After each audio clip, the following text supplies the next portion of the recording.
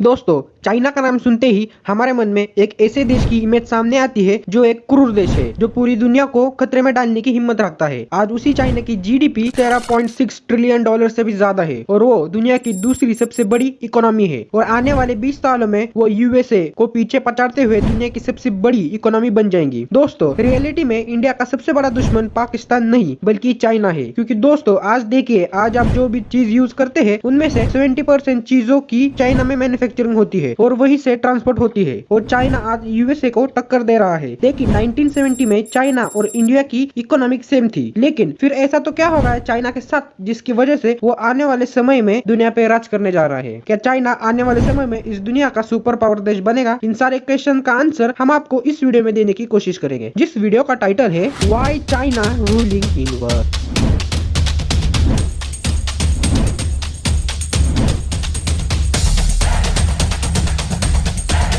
दोस्तों, सबसे पहले हमें इसके हिस्ट्री में जाना होगा। ये कहानी शुरू होती है 1978 जब डांग शॉपिंग ने चीन की सत्ता संभाली। 1978 में चीन की कम्युनिस्ट पार्टी में मुखिया डांग शॉपिंग एक नई सोच के साथ आए। उन्होंने चीन में आर्थिक क्रांति की शुरुआत की। शॉपिंग के बारे में कहा जाता है कि उन्होंने ही चीन को अमीर बनाया। उनके लाए सुधार माओ के सिद्धांतों से अलग थे। उन्होंने चीन के बाजार को पूरी दुनिया के लिए खोल दिया। उनका मानना था कि गरीबी के आधार पर समाजवादी व्यवस्था नहीं बनाई जा सकती। शॉपिंग ने पूरी दुनिया से बंड पड़े कूटनीतिक रिश्ते फिर से बनाने शुरू किए। 1979 में अमेरिका और चीन के राजनयिक संबंध फिर स्थापित हुए। अमेरिकी कंपनियों ने चीन में बड़े बाजार की संभावना को देखते हुए इन्वेस्ट किया। कंपनियों ने चीन में सस्ते लेबर और कम किराए का जमकर फायदा उठाया। शॉपिंग ने एग्रीकल्चर के क्षेत्र में बड़ा सुधार लाया। उन्होंने किसानों को खुद के प्लांट पर खेती करने का अधिकार दिया। ऐसा होने से किसानों के जीवन लेवल में सुधार आया और भोजन की कमी दूर हो गई। चीन ने 1980 और 1990 के दशक में मैन्युफैक्चरिंग सेक्टर में खूब निवेश किया। शुरुआती में चीन में सिर्फ बल्ब, खिलौने, बैटरी जैसे लो एंड प्रोडक्ट का निर्माण होता था, लेकिन धीरे धीरे चीन हर छोटी से बड़ी चीजों का निर्माण करने का केंद्र बन गया। यही वजह है कि चीन को दुनिया की फैक्ट्री भी कहा जाने लगा। इन सामानों को उन्होंने पूरी दुनिया में एक्सपोर्ट किया। इसका नतीजा ये हुआ कि 2010 में अमेरिका को पछाड़कर चीन मैन्युफैक्चरिंग सेक्टर में दुनिया का सबसे बड़ा देश बन गया। 2019 तक आते आते ग्लोबल मैन्युफैक्चरिंग सेक्टर में चीन का हिस्सा 29% हो गया, जबकि अमेरिका का हिस्सा 17% था और वही भारत का इसमें सिर्फ 3% हिस्सा था। मैन्युफैक्चरिंग सेक्टर की वजह से चीन में करोड़ों लोगों को रोजगार मिला। चीन की बड़ी आबादी को काम पर लगाने में ये सेक्टर काफी अहम साबित हुआ। एग्रीकल्चर और मैन्युफैक्चरिंग में सुधार की वजह से चीन की लोगों की कमाई भी बढ़ी। 1991 में भारत में पर पर्सन की सालाना इनकम $300 थी। उस वक्त चीन में भी पर पर्सन सालाना इनकम $333 थी। दोनों देशों में लोगों की औसत इनकम लगभग बराबर थी, लेकिन 2021 में भारत की पर पर्सन इनकम 7 गुना बढ़कर $2191 हो गई। लेकिन इस दौरान चीन की पर पर्सन इनकम 35 गुना बढ़कर $11,890 हो गई। इन आंकड़ों से साफ है कि चीन अब भारत से बहुत आगे निकल गया है। चीन के सुपर पावर बनने की सबसे बड़ी वजह है उसका एक्सपोर्ट पर जबरदस्त फोकस। 1980 के दशक में चीन में 5.7% की औसत से एक्सपोर्ट में बढ़ोतरी हुई। 1990 के दशक में एक्सपोर्ट की विकास की दर 12.4% रही। वही साल 2000 से साल 2003 के बीच ये दर 20.3% तक पहुंच गई। एक्सपोर्ट के क्षेत्र में इतनी तेजी से दुनिया में कहीं भी विकास नहीं हुआ जैसा चीन में हुआ। साल 2001 से 2006 के बीच तेजी से बढ़ती विदेशी मांग से चीन में लगभग 7 करोड़ नौकरियां पैदा हुई। ये नौकरियां मूल रूप से सिर्फ प्राथमिक शिक्षा पाए हुए मजदूरों को मिली। 2006 के बाद से ही चीन में घरेलू मांग इतनी बड़ी, रोजगार के लिए विदेशी मांग से ज्यादा घरेलू मांग अहम हो गई। इससे चीनी अर्थव्यवस्था को नया बैलेंस मिला। लेकिन चीन में एक्सपोर्ट पर पकड़ ढीली नहीं की। ग्लोबल एक्सपोर्ट के मामले में चीन आज 10% हिस्से के साथ दुनिया में नंबर 1 है। निर्यात के मामले में अमेरिका दुनिया में दूसरे नंबर पर है, जबकि भारत निर्यात के मामले में 19वें नंबर पर है। भारत ने पिछले 3 सालों में अगर किसी इंडस्ट्री में अपना धाक जमाया है तो वो है कंप्यूटर सॉफ्टवेयर का क्षेत्र। इंफोसिस, टीसीएस और विप्रो जैसी कंपनियों ने सॉफ्टवेयर एक्सपोर्ट और सर्विसेज में भारत का नाम पूरी दुनिया में रोशन किया है। भारत में लेबर कॉस्ट कम होने की वजह से ये पूरी दुनिया का बैंकेट हब बन गया। ये 1991 के आर्थिक सुधार की वजह से ही संभव हो सका। 1991 का वो साल जब भारत के प्रधानमंत्री की गद्दी पर नरसिंह राव की सत्ता थी। उस वक्त देश बहुत बड़े आर्थिक संकट में था। देश में फॉरेन करेंसी की इतनी कमी हो गई थी कि देश में सिर्फ 2 हफ्तों के कच्चे तेल का ही इंपोर्ट करने जितनी फॉरेन करेंसी बची थी। कोरोया मोर की स्थिति थी। राव समझ चुके थे कि उन्हें डेंग शॉपिंग की तरह कुछ अलग सोच दिखानी पड़ेगी। उन्होंने भारत में संरक्षणवादी नीतियां खत्म करते हुए उद्योग चलाने के लिए सरकारी लाइसेंस और परमिट राज खत्म किया और विदेशी निवेशकों को भारत में आने का न्योता भी दिया। 1992 में नरसिंह राव ने लाल किले से भाषण देते हुए कहा था कि कई लोग घबराते हैं कि बाहर से पैसा आएगा तो पता नहीं क्या क्या हो जाएगा। मैं कहना चाहता हूँ वो कारखाना यहाँ लगाएंगे, हमारा देश छोड़कर बाहर तो भागने वाले नहीं है। सड़क बनेगी तो सड़क यही बने रहेगी, रेल बनेगी तो यही बने रहेगी, इसमें घबराने की कोई बात नहीं है। जितनी फंड लगे लगने दीजिए, वो हमारी हो जाएगी, अपनी हो जाएगी, देशी हो जाएगी और उससे फायदा हमें मिलेगा। जो फंड लगता है वो थोड़ा मुनाफा कमाए, उसमें कोई आपत्ति नहीं चाहिए, क्योंकि केवल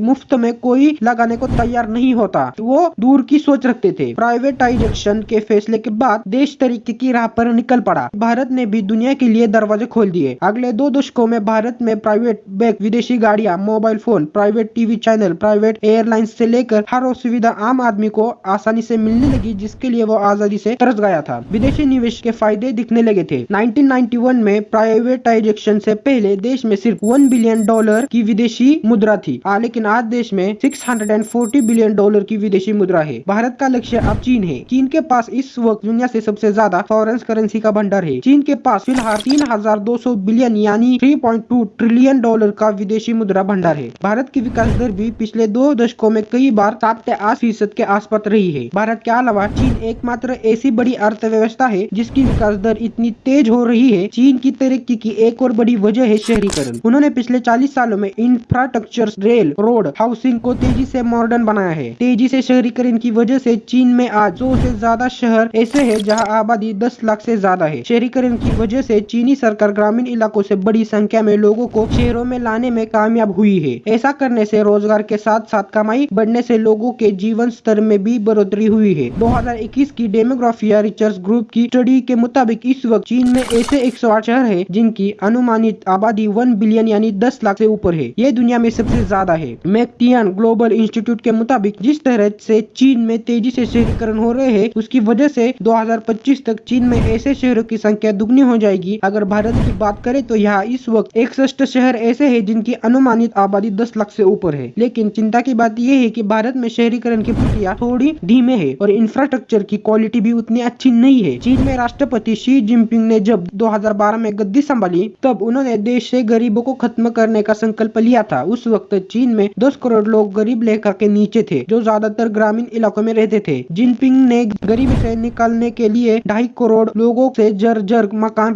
रहने लायक बनाए और 1 करोड़ लोगों को अलग जगह पर बसाया और घर दिए। उनका कहना है कि लोगों को गरीबी से बाहर निकाले बिना देश कभी भी प्रगति के मार्ग में नहीं चल सकता। फिलहाल चीन की अनुमानित आबादी 143 करोड़ है, जबकि भारत की अनुमानित आबादी इस वक्त 139 करोड़ है। 1981 में चीन में 88% लोग गरीब रेखा के नीचे रहते थे, लेकिन चीनी सरकार के दावे के मुताबिक अब चीन में एक भी शख्स गरीब रेखा के नीचे नहीं है। भारत में 1947 में 56% जनता गरीब रेखा के नीचे थी। संयुक्त राष्ट्र के मुताबिक 2019 में भारत में फिलहाल अनुमानित 28% लोग गरीब रेखा के नीचे रहते हैं। कोरोना के कहर से सबसे पहले संभलने वाले देशों में चीन ही सबसे आगे रहा है। दुनिया की सभी प्रमुख अर्थव्यवस्था की जीडीपी पिछले साल माइनस में थी, तब भी चीन की ग्रोथ पॉजिटिव थी। 2020-21 में भारत की विकास दर -7.96% रही। ब्रिटेन, अमेरिका, रूस, जापान सभी की विकास दर भी माइनस में रही, लेकिन दुनिया की सबसे बड़ी अर्थव्यवस्थाओं में सिर्फ चीन ही ऐसा देश था जिसकी विकास दर पॉजिटिव थी। पिछले साल चीन की विकास दर में बढ़ोतरी 2.2% रही। इससे एक बार फिर साबित हो गया कि चीनी अर्थव्यवस्था के खंभे कितने मजबूत है। फिलहाल अमेरिका इस वक्त दुनिया की सबसे बड़ी इकोनॉमी है। ऐसा अनुमान है कि जब चीन की आजादी के 100 साल पूरे होंगे तब वो दुनिया की सबसे बड़ी अर्थव्यवस्था बन चुकी होगी। तब हम कहाँ होंगे? अनुमान के मुताबिक हम भी उस वक्त दुनिया की दूसरी सबसे बड़ी इकोनॉमी बन जाएंगे, लेकिन 25 साल का वक्त बहुत लंबा होता है। अगर भारतवासी ठान ले तो वो चीन को पछाड़कर हम दुनिया में नंबर 1 भी बन सकते हैं। क्या ऐसा हो पाएगा? हमें कमेंट करके जरूर बताएं। और ये वीडियो आपको अच्छी लगी तो हमारे चैनल को सब्सक्राइब भी जरूर करें। तब तक के लिए थैंक यू।